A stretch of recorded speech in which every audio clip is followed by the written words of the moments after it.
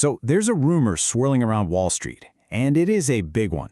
We're talking about a potential IPO that might do more than just shatter records. It could literally reshape our future. Of course, the company at the center of it all is SpaceX. And the numbers being tossed around, well, they are just mind-boggling. So let's just get right to it. The big question is SpaceX really about to launch the biggest IPO in history? I mean, are we actually going to see Elon Musk's space company go public? The word on the street is they're targeting sometime in mid to late 2026. Okay, get ready for this number because it's a showstopper. $1.5 trillion. Let that sink in for a second. To give you some perspective, a company debuting at that size would instantly become one of the heavyweights in the S&P 500. Just wow. And it doesn't stop there.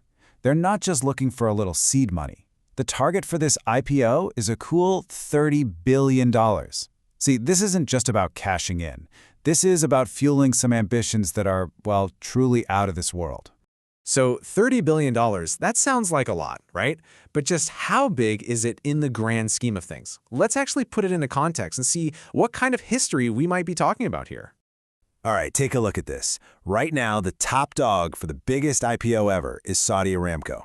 Back in 2019, they raised a whopping $29 billion. Now, if SpaceX hits that $30 billion mark, they'll just squeak by to take the crown. We'd be looking at the biggest market debut in history. And you know who this is a really big deal for? Elon Musk himself. He owns something like 42% of SpaceX, which is a massive piece of his personal wealth.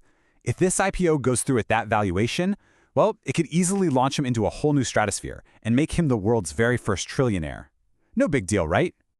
Okay, so the numbers are insane. We get that.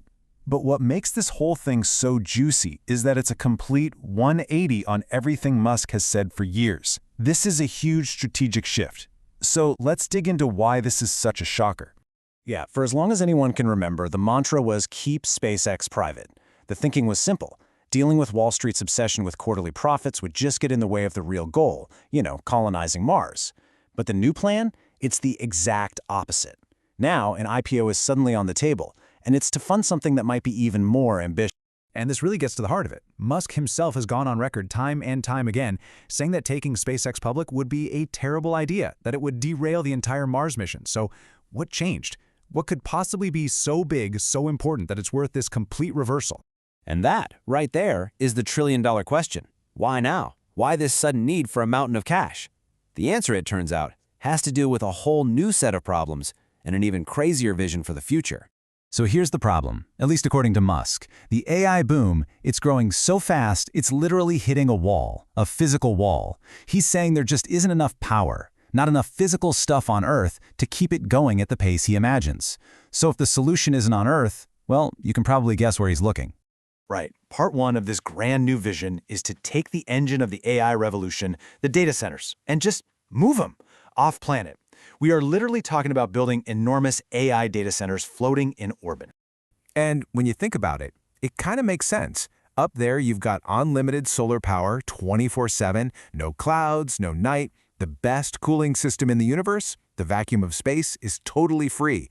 Plus, from low Earth orbit, you could beam down data with almost no lag to pretty much anywhere on the planet. It's a pretty slick solution. And this isn't just some wild Elon Musk idea, make no mistake. While SpaceX is looking at using their new Starlink satellites for this, a little company called Google is already working on something very similar. Their moonshot is called Project Suncatcher, and it's basically the same idea. This is shaping up to be a real race between the biggest names in tech. But here's the thing. All that digital stuff in orbit, it needs to be built from something. And that brings us to part two of the vision. You need physical infrastructure to build the digital infrastructure. And where do you get that? Well, you start by building an entire economy on the moon. So there's a key concept you got to wrap your head around here. It's called Space Resource Utilization, or SRU for short. The idea is simple. Instead of dragging everything up from Earth, you find what you need in space and use it right there. We're talking about mining for water to make rocket fuel, or using moon dust to 3D print habitats. It's the ultimate live-off-the-land approach. And this is way past the wouldn't it be cool F stage. There's a real business plan taking shape. Step 1, you find the good stuff. Step 2, you dig it up. Step 3, you turn it into something useful. And step 4, you sell it to customers, whether that's NASA or other space companies. It's a whole new supply chain. Now this is where it gets really, really cool. This isn't just space nerds dreaming. Huge, established companies on Earth are already getting involved.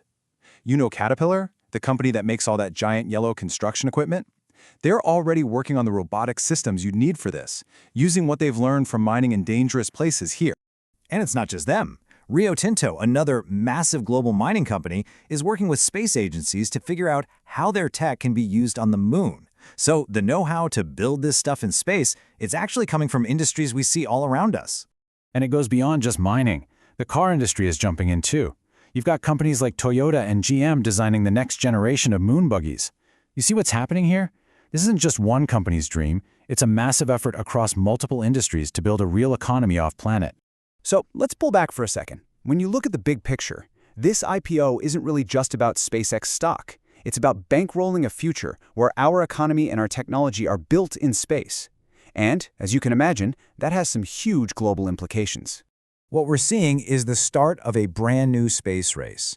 But it's not like the old days, just nations against nations. Now, it's this complicated dance between governments and these incredibly powerful private companies that are pouring in cash and moving at lightning speed. And believe me, the governments are not sitting on the sidelines. The US is pushing for a permanent base on the moon. China's building monster rockets to get there. Russia wants the base by 2035. Japan is all in on private companies leading the way. Europe's got its own plans. The point is, the moon is about to get very, very distant.